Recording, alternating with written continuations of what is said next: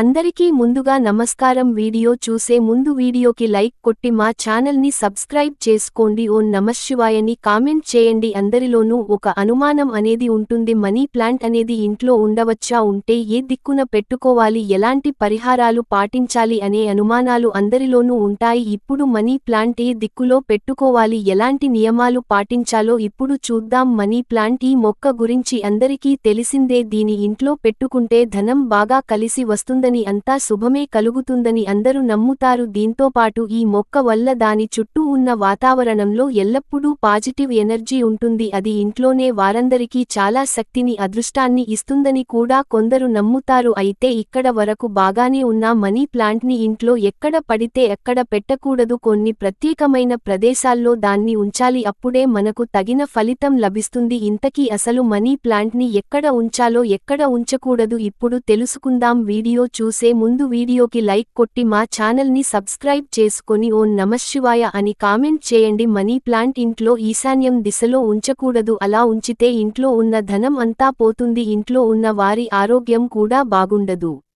ఇంట్లో ఏదైనా కుండీలో లేదా ఒక బాటల్లో నీళ్లు నింపి అందులో మనీ ప్లాంట్ను పెట్టాలి. దీంతో ఇంట్లో ఉన్న వారి ఆర్థిక పరిస్థితి మెరుగుపడుతుంది. ఇంట్లో పశ్చిమ దిశలో మనీ ప్లాంట్ను పెట్టకూడదు, లేదంటే దంపతుల మధ్య మనసు పద్ధతులు ఎక్కువగా వచ్చి విడిపోయేందుకు అవకాశం ఉంటుంది. మనీ ప్లాంట్ గురించి ఎంతో కొంత నీరు పోయాలి. దీనివల్ల ఇంట్లో అంతటా పాజిటివ్ శక్తి నిండిపోతుంది. ఎండిపోయిన పసుపు రంగులోకి మారిన ఆకులను ఎప్పటికప్పుడు తొలగించాలి, లేదంటే ఇంట్లో వాస్తు దోషం ఏర్పడుతుంది.